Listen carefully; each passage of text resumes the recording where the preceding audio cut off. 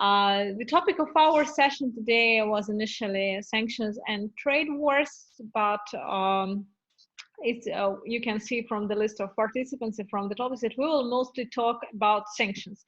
To my opinion, I'm personally pretty glad about that, but well, for my personal academic interests, but I think that these issues will get blended more or less on many platforms regarding many countries. So to some extent, we will cover trade wars as well. Today we have a pretty intense program, and I would have to welcome here our honored speakers. I suggest that we will going one by one discussion. So after every talk, we will have about 1-2 questions to raise. Sorry? About 1 or 2 questions to raise, and then we will have an all-round discussion in the end. If you have questions, please, you can text them in the comment chat or text me personally in this chat during the talk or right after the talk. You can use emotions and reactions tags to raise your hand, and I will be happy to give you a flow.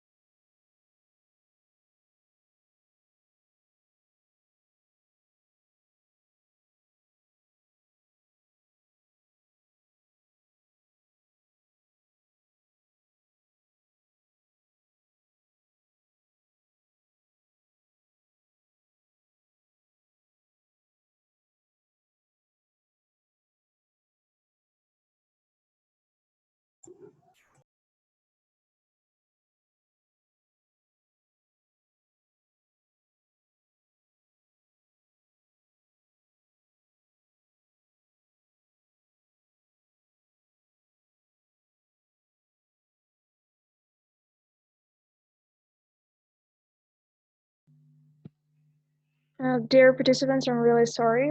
Our sister Likhacheva probably has some technical problems, and she wrote me on WhatsApp to pass the floor to Ivan Timofeev with his presentation, and she will join us later. So please, Ivan Timofeev, could you join us with your presentation? Thank you very much. Thanks a lot, and thank you, Anastasia, for your kind introduction and for the invitation to participate in this section of the conference. Well, you're right that the concepts of trade wars and sanctions are getting more and more merged, even in the Western literature. So in previous times, they used to be separated quite strictly. I would refer to an old work of Robert Pape, who provided an argumentation for such a distinction, and it is quite convincing, stressing that sanctions are aimed at achievement of political goals, and they are quite strictly distinguished from trade wars mechanisms in terms of legislation and in terms of their governmental bodies which are responsible for these two kinds of policy. And they also imply different types of instruments. So if when we speak about sanctions, we mean blocking of assets, we mean visa restrictions, we mean enforcement measures in terms of financial penalties. So we need blocking and limitations of the supply of some goods or technologies or investments, etc. So when we speak about trade wars, we are implying rather tariffs and measures to support local producers or to protect them from the foreign competitors. So these are different aims. But in recent times, what I fix in the literature is that these two concepts are getting closer. And I would refer to an excellent report by Peter Harrell on US-China sanctions competition, emerging sanctions competition. And there, Peter, who is a great specialist on sanctions, he regards, tariffs and the elements of trade wars as a part of the growing competition, political competition between China and the US. So what I anticipate from the further theoretical debate is that these two concepts may be revisited in the future, and I would like to stress an attempt to do this by our colleagues in High School of Economics, and Nastya Likhacheva is a part of this group, who are proposing a new concept of new protectionism, which is, let's say, merging these two concepts. But when we merge something, we should be very accurate not to lose the meaning of these concepts. So a great theoretical job should be done in the future. But my presentation will be much less theoretical. I will stress on empirical data which we are gathering in Russian International Affairs Council. And I will make a special focus on US enforcement actions. The United States is known as a key initiator of sanctions in the international arena. If you refer to classical book of Harbauer and his colleagues, the United States imposes sanctions more often than all other countries taken together, and all other international organizations, including the United Nations. So US is an absolute leader. And United States possess an excellent, well-professional and very well supplied governmental mechanism to enforce these sanctions and to enforce US sanctions regimes. United States is also known as a leader in the international financial system, which provides an opportunity to use sanctions exterritorially, understanding the jurisdiction of the United States in a wider sense. So if you use banking system of the United States in Gambia or in Russia or in Madagascar, you are still, let's say, exposed to the US jurisdiction, and US authorities consider this to be a part of their powers, right? So I will focus on a particular type of enforcement action.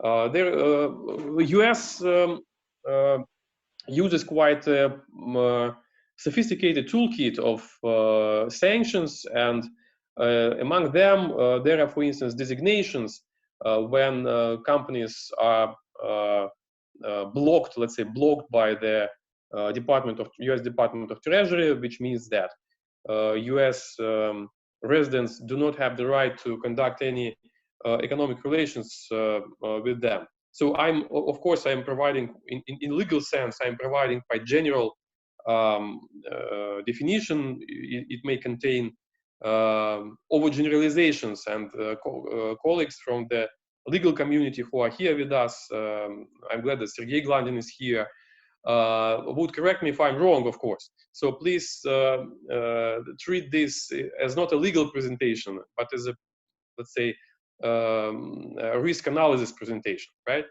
So Americans use different types of sanctions. They are known to implement the so-called secondary sanctions, which often means sanctions against foreign persons, but also we regard it as sanctions for the violation of sanctions, right? So if a company or a person interacts with a company or person which is already blocked, it is already designated by American authorities, there is a risk for this person or an entity to be exposed to a secondary sanctions for this violation of the US sanctions regime. And there are again different instruments to enforce American and foreign citizens to comply with the US sanctions regime. They may designate this company or entity too. So this means that the legal status of those who are primarily designated and those who are secondary designated would be equal, right? So if you are dealing with a designated person, you will be designated too. That's one side. That's one instrument of a secondary sanction. But another one, which is more flexible and more, let's say, efficient, is the financial penalty. Financial penalty implies that you are not restricted from conducting international economic activities, so you are not blocked. You can continue your operations, but you will have to pay quite a huge, or not huge, moderate. It depends on the amount of transactions. A financial penalty in favor of the Department of Treasury or other governmental authorities or authority of the United States. One of the peculiarity of the US system is that sanctions policy is distributed via different agencies. So US Department of Treasury is a principal one, is a key one, but there is also Department of State, Department of Commerce, with its BIS, Department of Justice, by the way. Criminal charges against those who violate sanctions are quite widespread in the United States, both against physical persons, as we say in Russia, and entities. But I will fix in this presentation on a particular instrument. This is financial penalty used by the US Department of Treasury, by OFAC, Office of Foreign Assets Control. So we gathered a database on such penalties for 10 years. We have 215 cases in this database. They are the source of the information is settlement agreements between OFAC and those who violate sanctions regimes. So we quantified this data, and it is possible because, let's say, the settlement agreements, they have similar structure. There are similar instructions of the Department of Treasury for all of the settlement agreements, so they are comparable. And if, as far as they're comparable, they can be coded. They can imply similar outcomes. So we coded this massive of data. We transformed qualitative data into quantitative one. And this is a nice thing because, well, when I was at school, I hated math. But indeed, it provides with big opportunities when it comes to holistic research. So you may compare one case with another, you may compare 10 or even 15, but when it comes to 50 cases, it's hard to compare them with each other. When you have 215, it's impossible to compare them without standardization, without coding. So this database provides us with this opportunity. Last year we have published the first results on the analysis of this data set. They were published by Fyodor Lukyanov in his Journal of Russian Global Affairs. And this year we are preparing a special research on financial penalties against financial sector. So why financial sector? Why is it so important? Can I show my screen? Can you hear? Can you see it? Yes, we can. Okay. Do you see this chart? Yep. Good. So here is a distribution of companies which faced financial penalties by the U.S. Office of Foreign Assets Control. Their distribution in terms of the industry. And you see that financial sector is an absolute leader. There are 54 cases of 215 in 10 years period, which belong to financial sector. So what do we mean by financial sector? In most cases, these are banks. In rare cases, these are paying systems, these are exchange instruments, but in 90, let's say 5%, it's about banks, banking institutions. Another reason why financial sector is so important is that financial sector pays a lot in comparison with other institutions. So if you look at the distribution of these cases, 54 cases of 200, it's about 25%, right? So 1/4. But this 1/4 share pays 93% of payments. So in 10 years, Department of Treasury gathered about $5.6 billion of financial penalties, and banks had to pay more than $5 billion. So a considerable amount. This is an asymmetric distribution, and this means that banks are most vulnerable in comparison with other industries and other companies. So that's why we paid so much attention on banks. And on the other side, from purely political point of view, this is important because banks are universal. Sanctions against banks can harm each and any other industry in the target country, because banks provide financial flows. So regardless what industry you are, if you don't have an access to banking services, you may be simply doomed. And another interesting thing is that most cases belong to the United States. So in a sense, it's quite natural that American authorities, they penalize their own banks. So that's normal. But at the same time, these American banks pay quite a modest price. So only several % of all the payments, and most of the price goes to most of the contribution, most of the penalties account to European banks. So they are the key victim of violations. They are key violators of sanctions regime of the United States, and they have to pay most amount of penalties.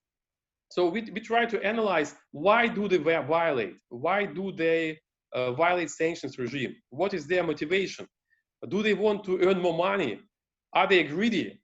Or do they want just to earn trying to violate sanctions? And the answer is no. So this hypothesis is falsified. The key reason for their violations is rather recklessness. So they make mistakes in analysis of risks. They have underdeveloped compliance. Sometimes they neglect American legislation, thinking that it is not relevant for them. Then they find penalty notices and they get disappointed. But in most cases, the violations are reckless. They are not willful. There are only 2 cases of 54 where violations were willful. So when banks plan to violate. So in most cases, they are reckless. In many cases, the reason for violation is a poor compliance.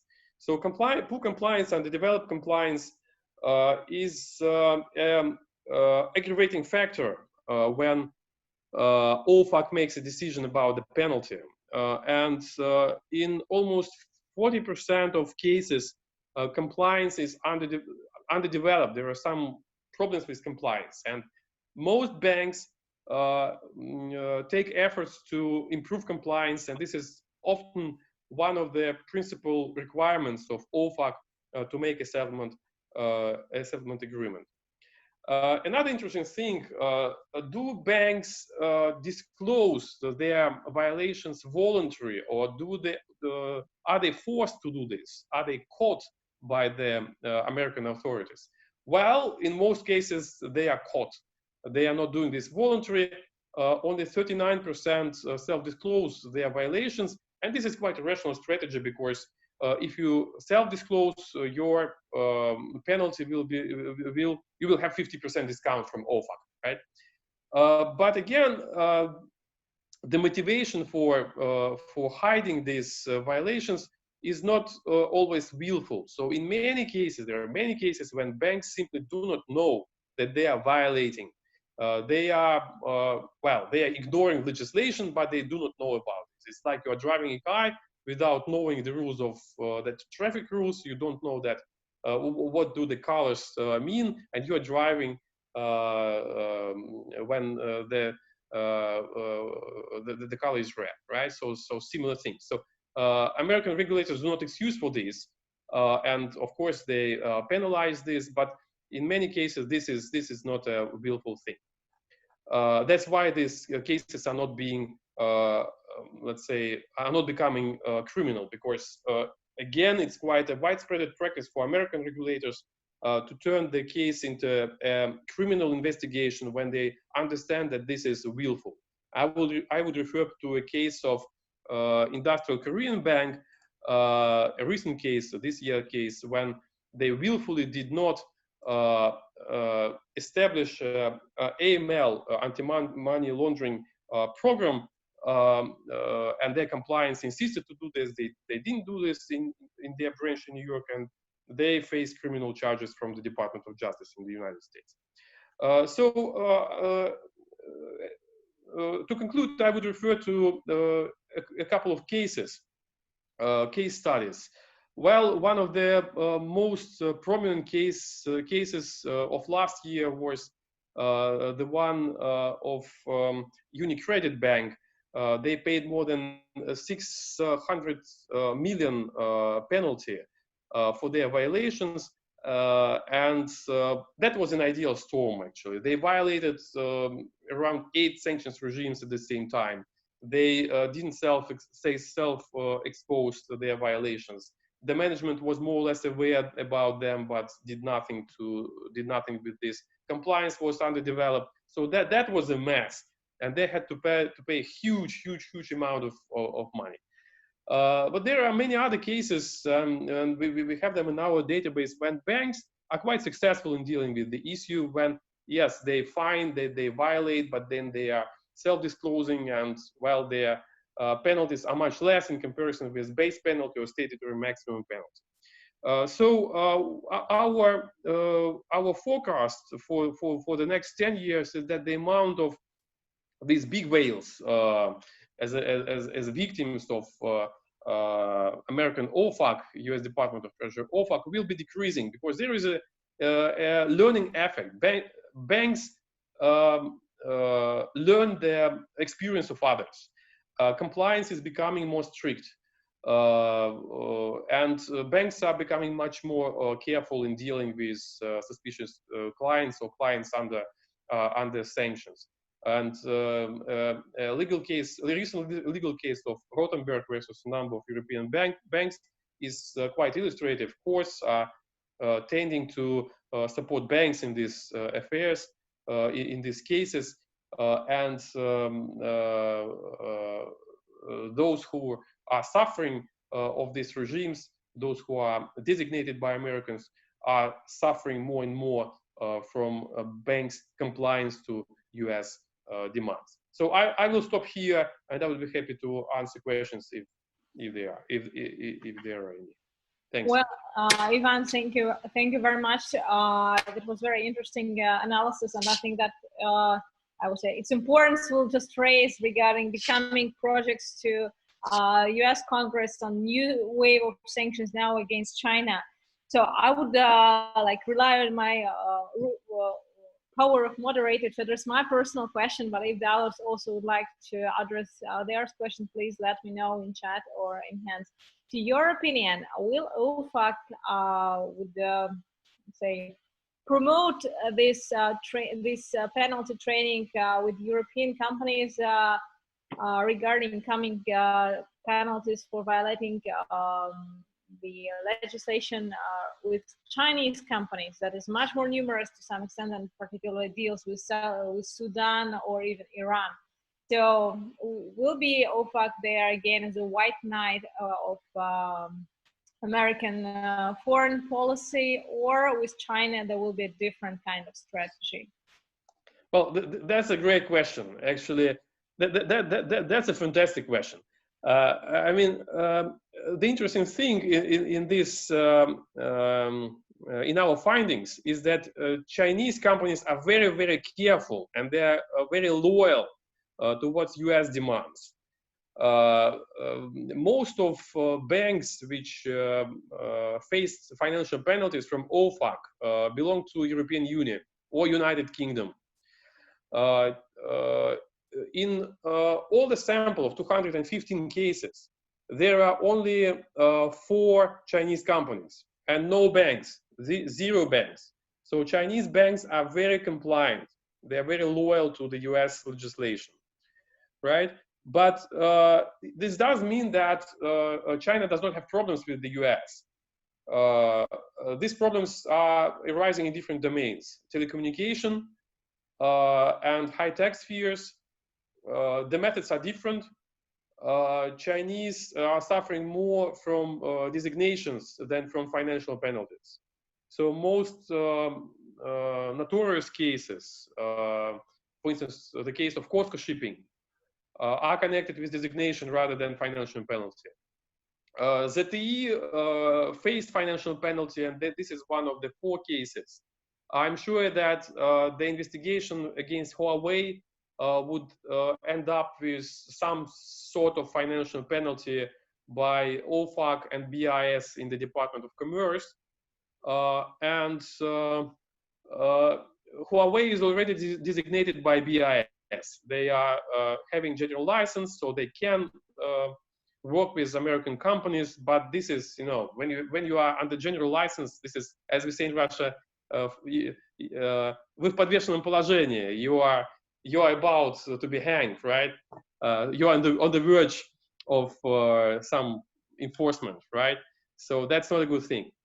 So the competition between US and China is growing up. Sanctions will be one of the instruments in this competition, but it will not be on the side of financial sector, but rather in high tech.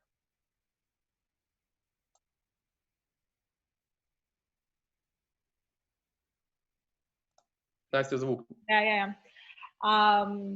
Thank you, Ivan. Any other questions right now, or we will, or you plan to submit it to the later discussion? Well, just one question for you. Maybe you can answer now or later in the discussion, as well as the other participants. To your opinion, is this exclusiveness of Chinese companies and Chinese banks just a result of better compliance, so they are much more careful than Germans, for example, or it's also the part of the strategy, maybe the hypothesis that Chinese have special banks for special partners for special purposes, and they have like special banks dealing with Iran or other potentially difficult clients. What kind of strategy they use? They're just more careful, or they split it, the system? Well, that's a very good question, and I would say yes and no.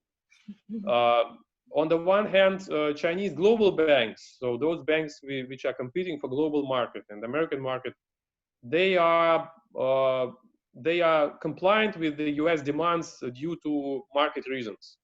So they learned lessons from Europeans. They don't want to be under the spotlight of OFAC. And it's a part of their interest, right? On the other hand, yes, and by the way, these global banks are not necessarily dependent on the government. So there is a stereotype in many writings that China is an autocratic state which manipulates its banks and companies, and Huawei, for instance, or a particular bank is a part of Chinese government. No, they are behaving on their own. They have their own strategies and their strategies of adaptation. So I would say that Chinese banks and many other companies are well connected to the government, let's say. They're trying to arrange GR, of course, but they are, in a sense, have strategy of their own. But true that China, like a number of other countries, have, let's say, special banks has special banks for dealing with sanctioned sanctioned jurisdictions. And one of the recent cases, quite famous one, was the case of Dandun Bank, which was dealing with North Koreans, not only bank, that was a group of Chinese companies, and they were exposed by Americans. There was a joint investigation, not just by OFAC and Department of Treasury, but also the Department of Justice, and they were designated. So financial penalty is a soft mean which is used against big companies. When it comes to marginal company, which is apparently designed to work with sanctioned jurisdiction, designation is a principal instrument. And one of the recent examples in Russia is Mosnar Bank, which was dealing with Venezuela and which was designated. And designation is #1 instrument in these cases. Thank you very much. Well, I think it's very interesting focus on the strategies and how to counteract sanctions in the modern times. And now I would like to give a floor to our next speaker. Well, actually, we have two speakers, Professor Alan Cafruny and Evgenia Kirkham. Alan is our old friend, Professor of International Affairs of the Faculty of Government from Hamilton College. And Evgenia Kirkham is a PhD candidate and graduate teaching assistant from King's College London. So, well, you will represent kind of transatlantic vision on the issue. So, Alan, please, the floor is yours, and the way how you structure the presentations, Evgenia will please deliver it to our organizer to know it better. The floor is yours.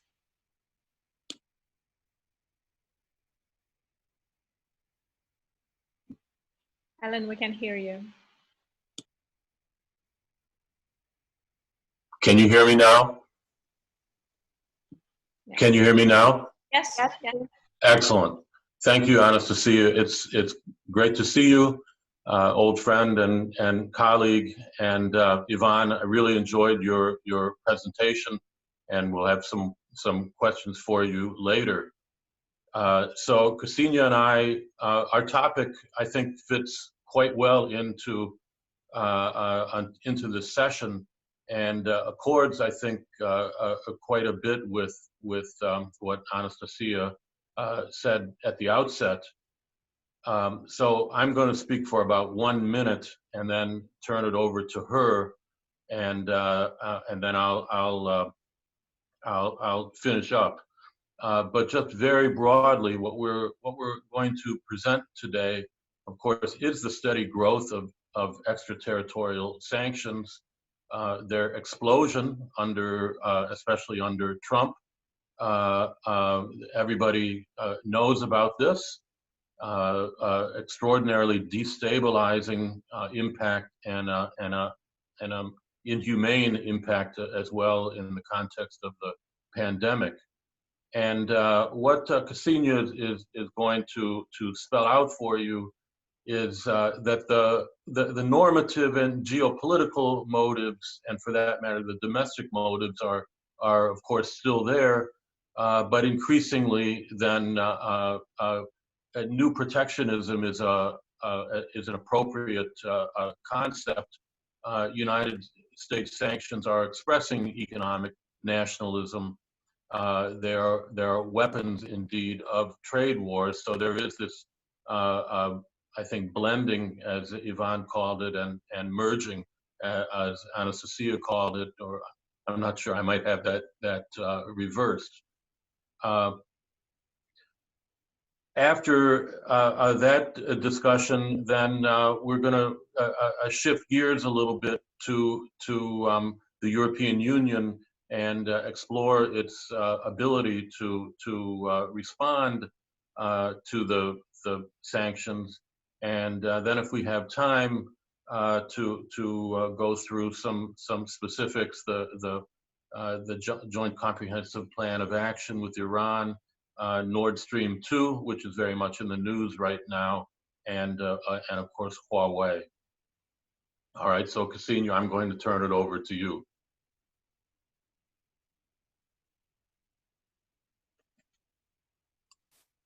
Hello, can you hear me?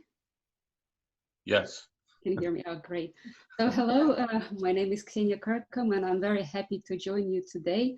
So our presentation with Alan is devoted to the impact of secondary sanctions on the current relationship between the United States and the European Union.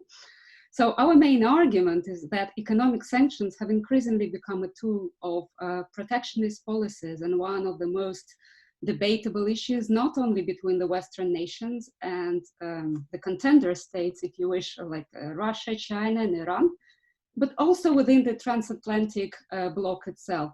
And this was the issue which I spoke last year on the conference which took place in Gimo by Herder Henkel Forum, organized jointly with King's College.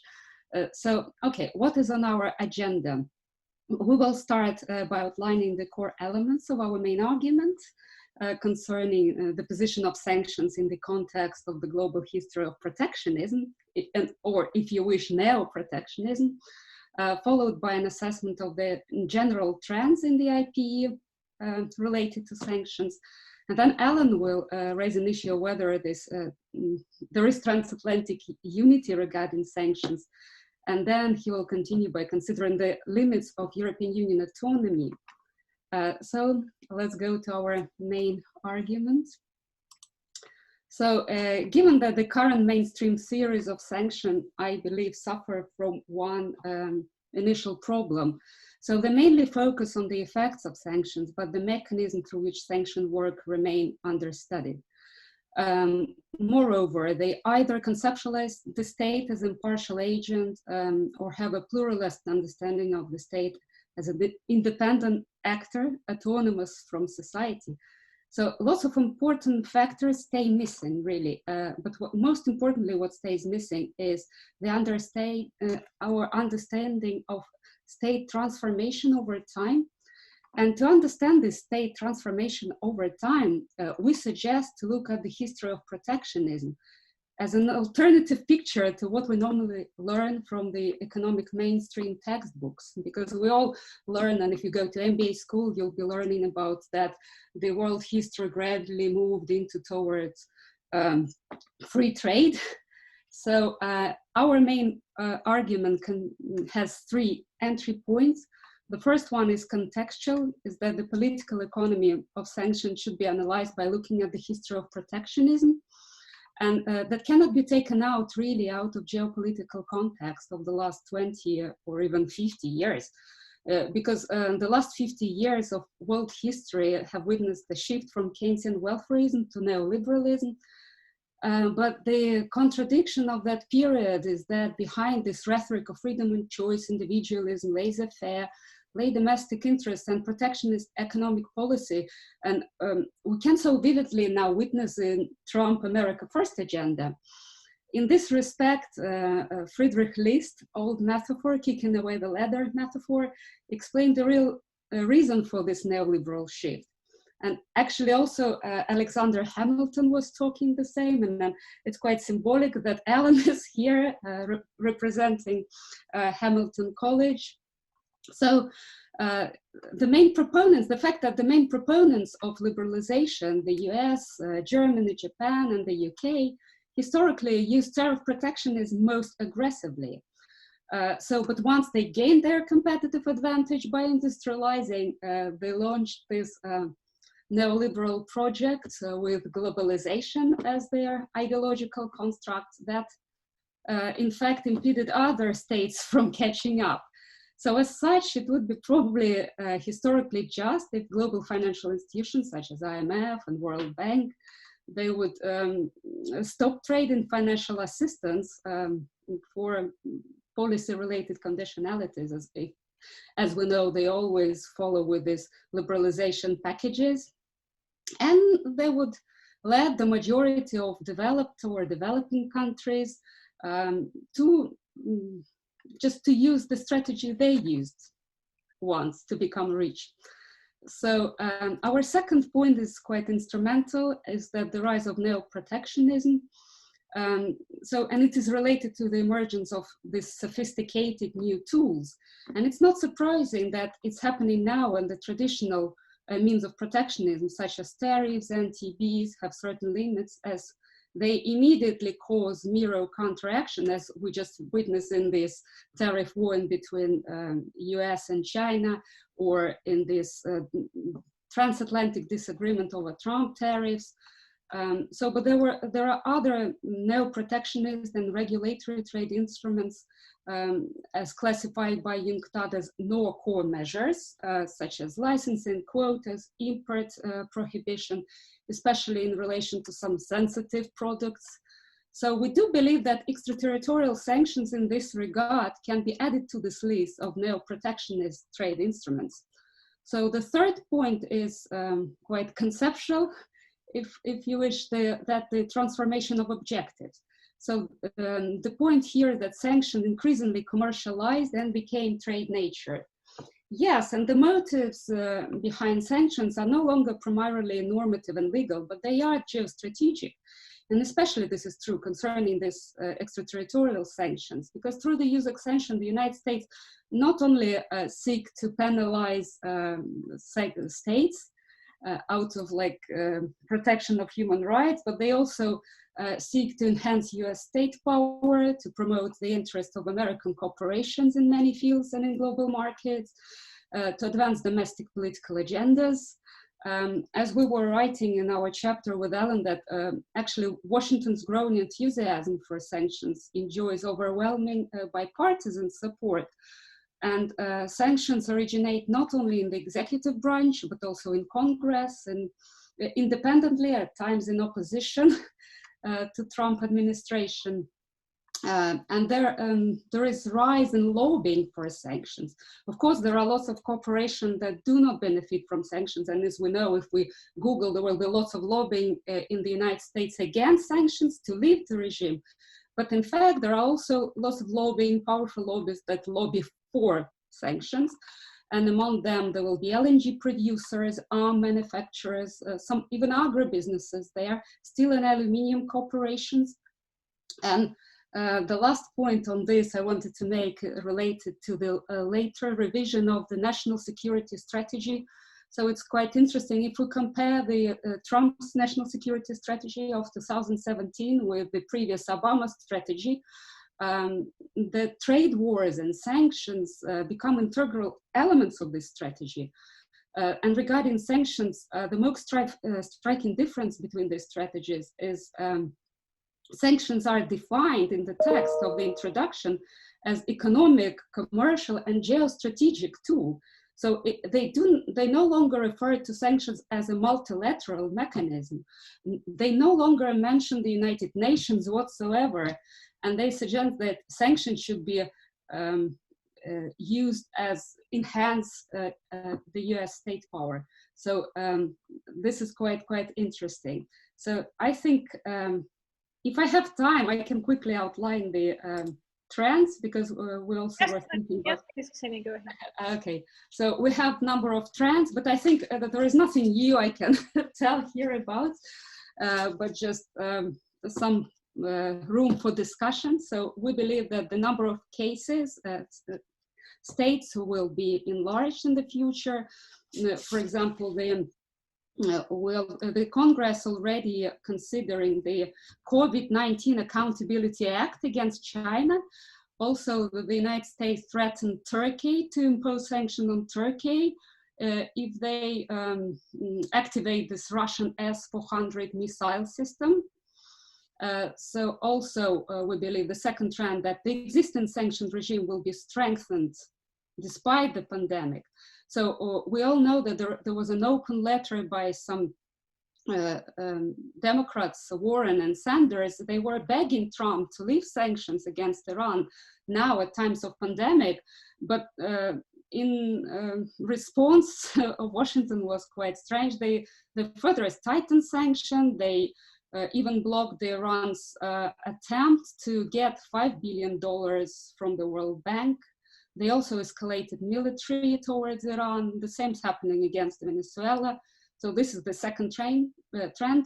So the third trend, that extraterritorial reach of sanction will widen. And we here probably can remember the Mike Pompeo's phrase that the United States will sanction any sanctionable behavior. So, which is quite scary message, especially at time at COVID-19. And the greatest concern regarding the new OFAC's designations, really, because some OFAC suggests that there can issue some comfort letters, but there have been no cases of any humanitarian organization applying for such letters. And you know why? Because the OFAC really require that each company that applies for such letters, she should provide a detailed information about all the customers, the beneficial ownership, even payment channels. So everything should be provided to get such confirmation from the OFAC. And now I'm talking about humanitarian organization. I'm not talking even about commercial, like oil producers. So the fourth trend is the legal base will become more complex, and it's especially difficult. This complexity especially is vague, as there is one case of Chinese company, you probably all know this because it's famous case. It's the COSCO Shipping Company, one of the major shipping companies in China. They couldn't ship the production because while sanction targeted only 40 vessels, the lack of the purchase identification caused confusion, and in fact, instead of 40 vessels initially planned for sanctions, over 1,000 vessels were banned. So that's also quite vagueness of definitions also there. So the fifth issue is that not only the imposition of sanctions, but even the threat of sanctions create uncertainties and hamper production processes. So this was the case of Rusal, if you remember that what happened to the aluminium market, that when the price surged by 30% to $2,500 per ton. And finally, but the final point doesn't relate much to sanction directly, but I think it's quite scary when organizations such as World Trade Organization, who openly support some sanctioned states, now being cut of funding, and so it's not a trend, but I think that more and more parties and third parties will be penalized due to the vagueness of the regime, due to the stretch of the regime, and due to this extraterritorial reach of legislation. Thank you. So now I pass the word to Alan. Alan, your turn. Unmute yourself, Alan, unmute yourself. All right. The logic then is that sanctions, extraterritorial sanctions, are likely to increase over time. And ultimately, they have very little to do with Trump and his own agency, that they're embedded much more deeply in global economic trends. Although, of course, the geopolitics is still very, very important.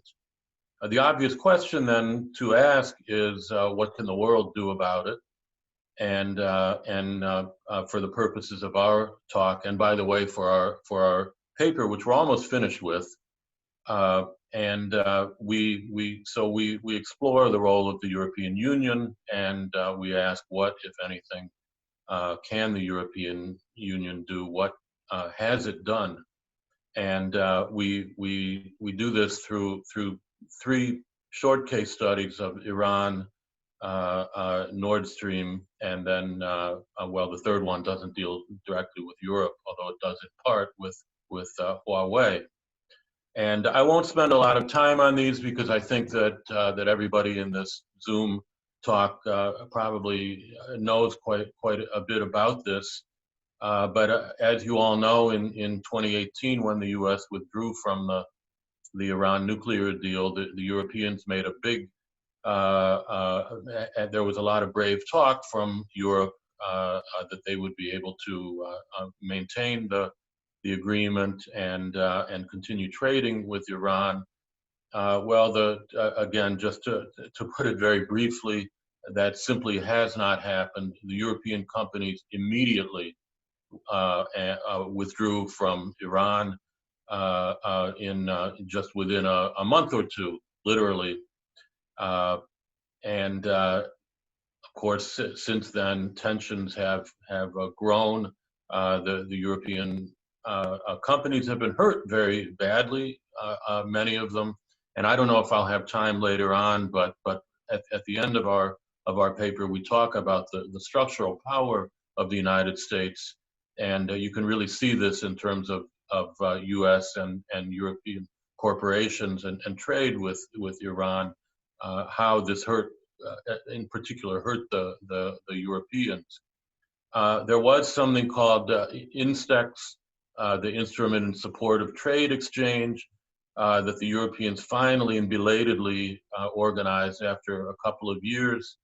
It's basically a barter system to trade without passing through the United States through the dollar. And just suffice it to say that there's been one $600,000 humanitarian aid deal with that. So in brief, Europe has been paralyzed with this. And I think it's important to point out that although a lot of this is geopolitical in terms of U.S. Sanctions vis-a-vis Iran, it's also very commercial in keeping with what Ksenia outlined. United States is still the predominant oil power in Iraq, and so sanctions against Iran enhance U.S. power throughout the Middle East and in Iraq, also in Saudi Arabia, and finally keeping Iranian oil and gas off the global market is especially beneficial for American energy producers. Nord Stream, again, the people in the Zoom talk know a lot about this. And it's a very interesting issue, and we really enjoyed writing about this one. Again, Nord Stream even more clearly is a commercial issue. Of course, again, there are underlying geopolitical contexts for it, but essentially the lead in the United States on the sanctions has not surprisingly come from Texas and Senator Ted Cruz. And here the issue is essentially to open up Europe and Germany in particular to American LNG exports. Again, I won't go into a lot of detail here. You all know that interestingly, the sanctions were not against the European companies. U.S. was a little too smart for that. Because that would have been taking it too far. So the sanction was against the shipping company that's laying the pipes. Eventually, a Russian ship, Gazprom ship, is going to get the pipes laid, and it probably will be opened up, Nord Stream 2, by early 2021. But the point is that even here, the commercial aspects are very interesting. United States has extracted for its companies many concessions. Germany has built an LNG terminal for U.S. LNG exports. Ukraine and Russia have signed a 5-year deal for gas transit. Whether that will hold up or not is we don't know. And Ukraine also has agreed to store, or they're right now carrying out negotiations to actually store U.S. LNG in the summertime, so that when the prices go up in the winter, the U.S. gas is more competitive. So this is Nord Stream is an example where Europe does have some power to resist the sanctions. Of course, energy for Germany and German Soviet and German Russian relations ever since the 70s have been something of a red line. The final case that we look at is Huawei, and this is a really fascinating case, and a lot of new developments just in the last week or so dealing with Huawei. Of course, we all know that the United States had the chief financial officer arrested in Canada a year and a half ago, and has enacted significant sanctions against Huawei. The short answer conclusion is that they didn't really work very well, illustrating the complexity of U.S.-China relations and global supply and production chains. But very interestingly, recently, just in the last few days, the Trump administration has begun a new and highly provocative phase where they want to close off and sanction not just direct exports to Huawei and forbid from the United States, but even from third parties using American technology. And this is as I say, very provocative, and it's going to be a really interesting, very interesting to see what happens. I guess I should say, with respect to Europe, the Europeans have been somewhat resistant to U.S. demands. Not all the European countries, but many of them.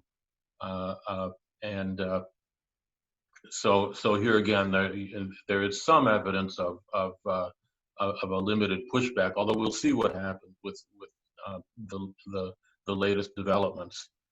All right, Anastasia, I don't know. I'm not sure if we've run out of time, but let me just say by conclusion that and I won't go into the details here, but we point out just how massive the U.S. structural power, economic power is to enforce these sanctions. And this is the case, of course, first of all, through the status of the dollar as the international reserve currency. The euro has declined in importance over the last 2 decades. And the Chinese, the renminbi, is still far from being able to challenge the dollar. And the role of the dollar is so crucial in so many different ways. As I was working on this yesterday, there was an article by Hank Paulson on the role of the dollar, interestingly, in foreign affairs. And of course, Paulson pointed out all of the ways that the dollar is still predominant and beneficial to the United States. Interestingly, he never mentioned sanctions and its centrality in the ability to enact and enforce sanctions. But trade is also a very, very powerful vehicle of American economic power. And we conclude our article with an analysis of the depth of the transatlantic relationship that binds Europe to the United States. The transatlantic economic ties are qualitatively thicker and deeper than EU-China or US-China ties. I know this is somewhat counterintuitive, but we provide a lot of data in support of this. All of this, of course, then underwrites this trend of sanctions. And just by way of conclusion, we don't want to give the impression that the U.S. is omnipotent in this respect. It clearly isn't, and the instabilities that arise ultimately are going to create a pushback. But for now, at least, we see this new protectionism as very much the dominant trend. Thanks. Thank you. That's really great analysis. We already have some questions in the chat, so I will address it to you and Ksenia. So it's up to you, or others also. Ivan, please welcome to answer the question from our good friend Tony van der Toe from Netherlands about comparing US and EU sanctions. So sanctions entities under European sanctions can go to European court to fight their inclusion in the list. What's about US sanctions? Is it purely political, or could entities fight those in the US court? Or it differs for, as I add, or it differs from different cases. So I see Ivan's hand. Please, Ivan, and then Alan. Yeah, I have already shared with Tony a quick answer. I'm not a lawyer, but I read the materials of legal cases quite often as a source for our political research. And while actually you can go to the American court to challenge the designation or to challenge the financial penalty. In case of financial penalties, we have a special variable in our database which indicates the attempts of companies to challenge in the court. 99% of companies do not do this because they understand that, 99 of those who faced financial penalty, this specific kind of enforcement action, because they more or less know that the chances for success are low.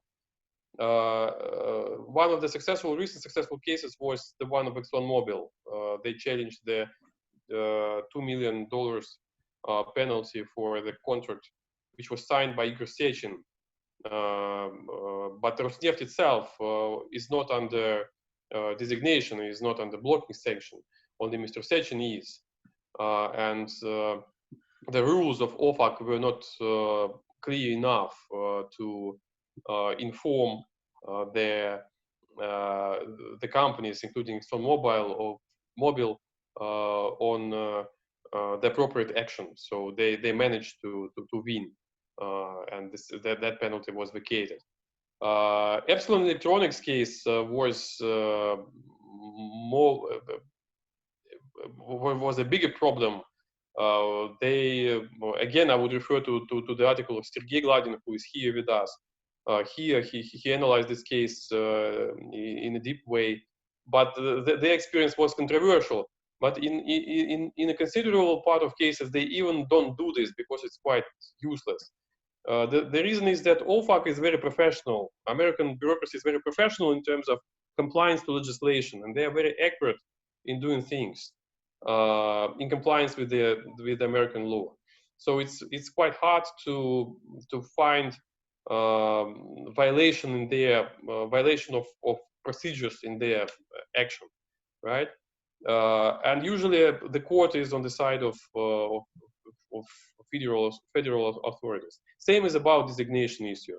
So we are watching carefully on Deripaska's case, on Intrator's case, and many others. But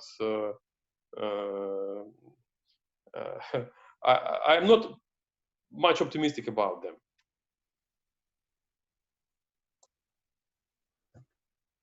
Alan, would you like to add? Yeah, I would just say to my knowledge, in response to Tony van der Tote's question, I am not aware of any sanctioned European company that's attempted to move through the courts. These sanctions are come out of in different ways. Some from the executive branch, most through Congress. And thus far, as I say, I'm not aware that they've either done it and certainly have not had any success. Actually, Huawei, Chinese company, Huawei challenged in the court their decision of the prohibition of their equipment for state authorities in the United States, as far as I understand, as far as I remember. but the case, as far as I know, again, is not closed. So we'll see. But the chances are apparently quite low, taking into account that. Ivan, I have a question for you that you know so much about OFAC, and it would just be interesting to see how the number of personnel have grown over time. Do you have any statistics on that? Yeah, we have the statistics, and actually it was recently published by Government Accountability Office of the US Congress. They made a brilliant research of the US authorities responsible for sanctions. And they published the statistics on a number of positions in OFAC, on financial resources which are allocated there. And an interesting thing is that it turned out that OFAC is a very profitable organization, because they have something around $40 million annual budget, but they brought more than 1 billion last year, and they brought 5.6 billion in 10 years. So that's a really good job. In comparison with other ministers, other departments, OFAC is most powerful, of course. Department of Treasury is most powerful. BIS has about 11 positions, and I don't remember the exact sum, but much less than OFAC. And same is about Department of State. So they're responsible for visa restrictions, they're responsible for arms control and arms deals, and they have less people. But they are quite influential in still in Huawei affair and Huawei case. The role of BIS is very high. So I mean, this amount of money they have does not mean that they are less influential in each and in one case or another. Well, thank you. Can we now make a small break in our discussion? I would like to share some comments from my report. I'll try to do it pretty soon, pretty quick, and then we will have also Evgenia Machmutova to act as a discussant at our talk, and then we'll have hope some minutes for discussions. Fortunately, I'm really glad to know that some of the ideas that I would like to present today was already mentioned by the other speakers. So my topic to discuss was the role of sanctions as a catalyst to national development strategies, with particular focus on Russian case. I'll try to do it pretty quick.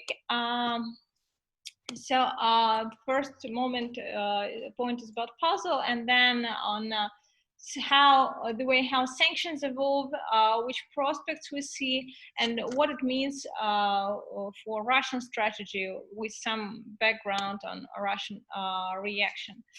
So what we see now is a real puzzle is that on one hand, sanctions became a new normality, and it's there is a wide consensus here. But keeping the old design, we observe that these sanctions start to follow the new goals. And this is very interesting, both for compliance procedures and rigidity of that kind of procedures, but also on the way how states can react. And here we see the very interesting impact comes from a new way of surveillance developing and achievements in the control over sanction policies. It means that reactions of targeted states must evolve, and in fact, they do already evolve. Trying to make things, oh, I'm sorry, that's not the widescreen presentation. So, sorry. We know that there are many sanctions that are coming, and more to come. I won't stop here into many details. It's on this slide. But what we see, like the very recent funding, that as for China, the talks recently started from sectoral and industrial sanctions then gradually moved to more or less symbolic sanctions, but of the relatively high level. And there is a wide consensus that will move further, as what Ivan mentioned, and Ksenia, to new fields. As for Russia, from bills from hell of the last year, we see more examples of symbolic sanctions and come back to human rights discourse that wasn't on table for at least 6 to 7 years from Magnitsky Act. It's very important to see here that while the design is more or less the same, it still is the executive order or congressional act, the goals are different and the method and intensity of surveillance is different. It means that experience of Iran and China of 90s, and particularly Iranian experience of 2000s that was on table in Russia in 2014, 2015, is very interesting and worth studying. And some trajectories are obviously similar, but it's definitely not enough and sufficient for modern conditions, neither for these countries like Iran and China, and the very recent reaction of Iran on the crisis is showing it off, but also for Russia and India and Europe. So the role of sanctions in domestic policies will probably evolve too. I would like to split the sanction challenge into 4 stages. The first is like the background, of course, is political, and we're keeping here pretty strictly, and it's kingdom of policymakers. As for execution, here we see a completely different perspective, and Ivan perfectly showed it. That's very legalist approach. And on the other hand, I really like the case of Alan and Ksenia about the Nord Stream and this very small and hidden bargaining of inviting, for example, German companies to build the terminal, and this soft smoothing of this sanction policy. As for compliance, well, it's mentioned many times that it's mostly business responsibility, but I think it's already important and will be more important to put sanctions into broader context. The way how tough OFAC and other institutions are is sometimes the question of sanctions, but sometimes it's just a part of broader issue for business of know your client policy, anti-money laundering. It also makes tougher to hidden sanction operations, but at the same time, that's an extra element of the sanction reality. As for access to SWIFT, I think the most interesting moment here is not particularly that US has the success and provides a mirror to its financial intelligence service, but the fact that almost for 20 years, the promise to help to European Union to elaborate similar system didn't happen. So we see one of the extra misbalances in US and EU attitudes towards sanctions. And the 4th stage, the punishment, is a designation or fees. I found is a very interesting one. It's a kind of marketplace for all sides, and we see that here the toolkit becomes much more sophisticated than it used to be with Iran, like about 10 years ago. As for important shifts, we see here that, well, both target audience changed, but Ksenia already covered it, so I won't spend extra time here. As for toolkit and shift from targeted sanctions, from total to targeted sanctions, I think that's very interesting that the most recent shift is that sanctions remain targeted at their design, that's true.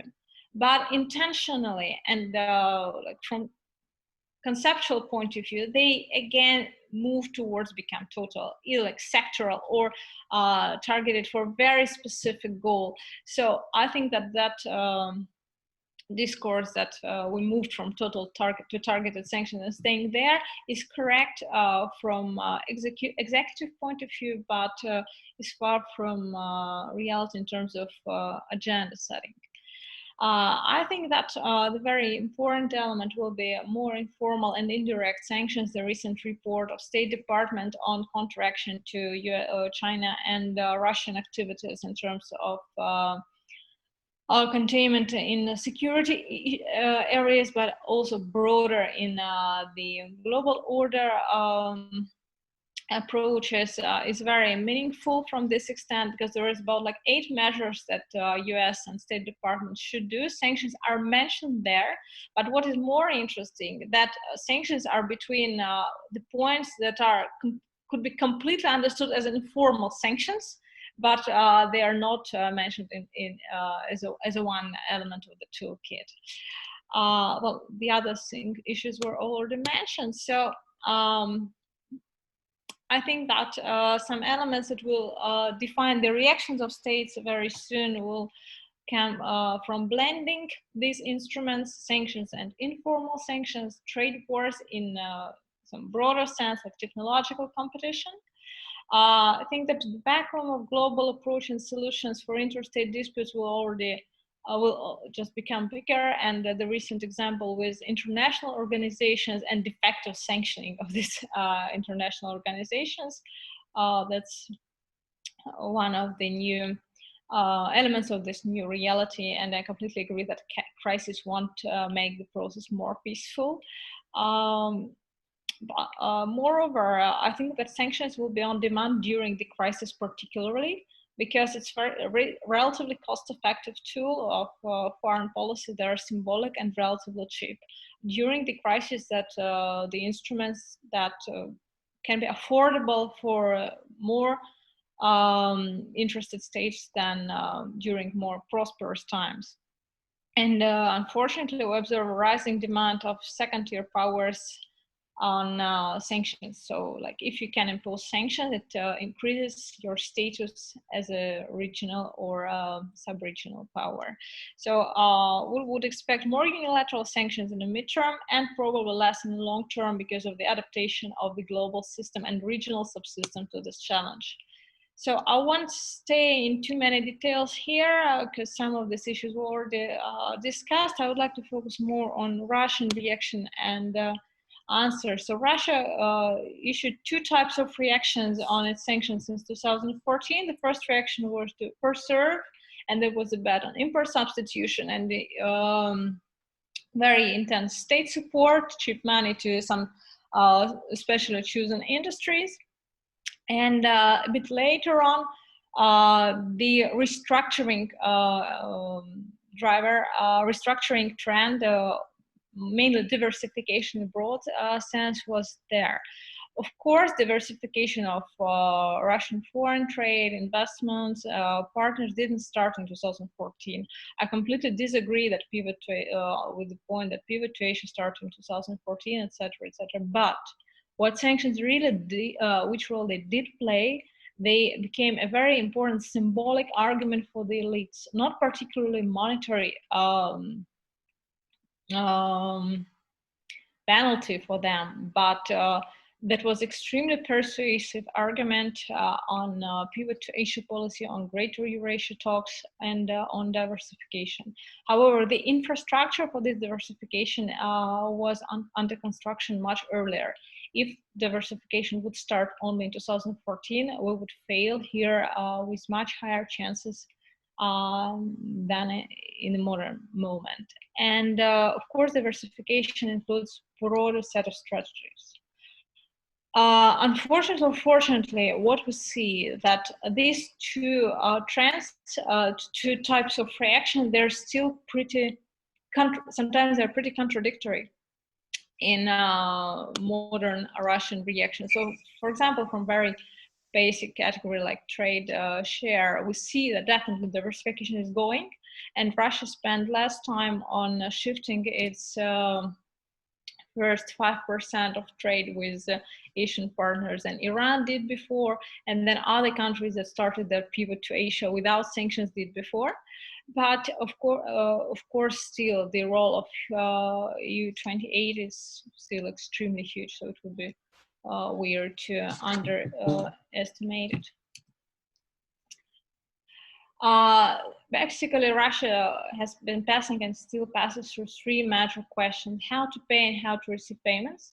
And here we observe lots of talks about domestic currencies and how they're important. I think that's very, we have to make very clear here. The modern technologies of surveillance and OFAC control and other institutions control are not about the thing that we do organize some operations in local currencies, and they're absolutely out of control of foreign regulators. No, that's some kind of insurance to protect money from being frozen in a moment, calling things rude, but and that's very important to do in Russia, particularly because of extremely high share of dollarization in the economy. But that's not a helpful toolkit to minimize all sanction risk. That's point number one. And national currencies is not a solution for reserve function. And that's a very open question: how Russia, China, European Union will deal particularly with reserve function of a dollar that they used to rely on. Unfortunately, modern crisis doesn't make their currencies more attractive. And I think, to my opinion, that's one of the big open questions: to which extent independent anti-sanction policies of European Union, of Russia, of China, of India, and other countries who are already targeted by US sanctions or can be targeted via secondary sanctions can be efficient or not in the short-run period. If this issue won't be solved, some operations and operating activities can be organized, but if we speak about some long-term investment programs, it will be still a very big challenge. Well, I won't stop particularly on the investments, but summing up the Russian reaction and the role of sanctions of them. Sanctions played a huge role in terms of domestic reforms and survival strategies. So doomsday reserves like gold assets, decreasing debt, transforming some value-added chains and national payment systems, mirror to SWIFT system, like smaller local but mirror. Hedging practices in terms of some transactions outside of the United States. But sanctions played a relatively moderate role in terms of development strategies of Russian economy and Russian Federation, because as we see, the key elements of the strategy, like flexibility or profound diversification of the economy, or openness as one of counter-sanction solutions, so multiplying your networks of partners, multiplying the networks of those who could be also targeted, and balancing sanction policy due to this. They can be solved immediately. Mostly the major breaks here are not sanctions, but the profound domestic factors that can be studied in details later. To conclude, we would say that sanctions do have some mobilizing effect for the elites, and they can be catalysts for some long-lasting reforms. But they can't profoundly solve some problems or become an independent catalyst for development reforms. They can be a catalyst, or at least they used to be a catalyst for some hedging reforms. I will stop here, and if you want, as we are pretty limited in time, can we now deliver a word to Evgenia Machmutova, Associate Professor from Financial University under the government of Russian Federation, to share her feedback about all our comments, and then if we have time, maybe some extra questions. Okay? Evgenia, are you with us? I'm sorry, I muted myself. Thank you very much, Anastasia, for inviting me and for giving me the floor to sum up the reports of all professors. Well, what I had to say in terms of sanctions and in terms of what I heard from you. Well, actually, now we can see that sanctions have more political sense, more political consequences for the countries under sanctioned countries than economic effects. Of course, we can speak about economic effects on some companies, on some even people, on some projects. Well, you mentioned before Huawei in China or the Nord Stream 2 in Germany. Well, but actually now we can see that it has more effects on political behavior, and it has political changes, some political maybe reforms, some serious visible political changes in countries where we can follow these sanctions. And I would like also to add some words about the economic Eurasian Economic Union that has also faced serious consequences for its stability and for its development due to sanctions against Russia in 2014. Well, and what I can say here that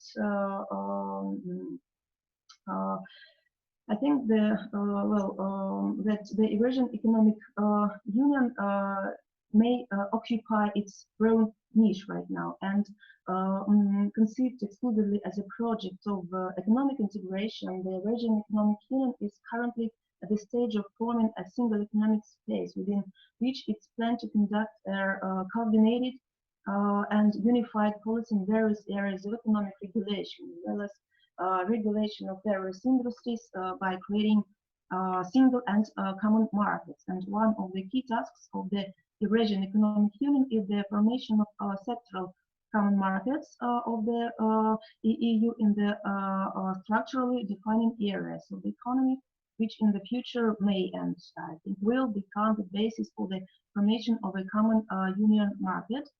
I think that the Eurasian Economic Union now has a unique moment, as I have said before, to occupy its niche in the current international situation. The crisis has a man-made origin, both in terms of sanctions in 2014 and later on in terms of pandemic. And countries are acting right now on old models, while the future is happening now, we can see it. And today in the economic field, the role and contribution of the digital economy sector is underestimated, as I suppose. And in the very near future, questions will arise regarding their assessment of economic development. And the main question here is, will GDP remain a key indicator of the level of economic development? And today it may sound fantastic, but if new trends within the association are tracked down in the Eurasian Economic Union, the Eurasian integration project may become more competitive. And secondary monitoring processes at the level of medium and small businesses as an indicator of the quality of integration. I think that it is necessary to make it more bright and convex, and here I suppose that it is also important not only for the Eurasian Economic Union, but also for other countries that faced sanctions, that face these problems. And I totally agree with Anastasia, which who said that sanctions they became symbolic in terms of political behavior, in terms of political strategies, in terms of behavior within some elite groups and so on. So I think that what we have to do here, and to sum up what I have said, sanctions is a possibility for countries, well, as I have said, also for the Eurasian Economic Union countries to overcome some contradictions, some trends, some tensions within this union, and to elaborate some new strategy in terms of new indicators of integration efficiency. So, well, what I would like to say here in terms of your report. Thank you very much. Well, Evgenia, thank you very much for adding the issue of other integration projects, particularly Eurasian one too, especially regarding the discussion on the council, on the presidential council yesterday about the challenges of Eurasian integration itself. So we see that neither in European Union nor in Eurasian Economic Union, there is no clear understanding on how to react on that challenge. And well, I really hope that these talks of the experts will continue. Now we have a few minutes for the round of questions and discussions or comments of our speakers. So if you want to give a comment, please, you can either text or raise a hand. Also, there was a question from the participants in the chat whether our experts could share their presentations with the participants. If you'd like to, please, we would welcome a lot if you send them to Daria Malutina, our organizer, and she will distribute it among registered participants. Or if you would like to keep it till the publication, please let us know when your publication is there, and we'll also be happy to distribute it among the experts, because as I'm very glad to see here many of those who are quite irregularly on the sanction talks. So it seems that some kind of community is appearing about the topic that could be only welcomed.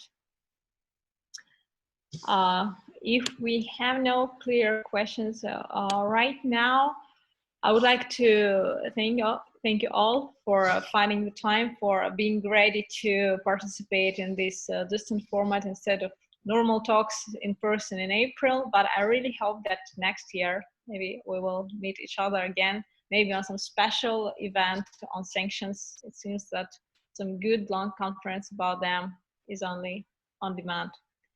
Thank you a lot, and I wish you a very nice evening. Спасибо большое. Thanks a lot. Thank you. Thank you, Anna. Thank you. Thanks, everybody. Thank you for joining us today. Thank you very much. And thank you, Daria, for arranging all that. Yes, thank you very much. On my behalf, I also thank you a lot for this vivid discussion and brilliant presentation. We will have a really short gap, a week gap between our sessions. So if you want to know a bit more about the transformation of Chinese policy, you can join us on next Thursday for our session at 5 p.m. on transformation of Chinese policies. The working language is Russian, so those who are able to talk and to understand Russian, please welcome. You can leave your emails in chat section, and I will send you the invitation to the session. Thank you very much once again. We will share the record of this talk on the site or webpage of the conference, and we'll send it to you, so you're also free to use it in your personal goals. Thank you again.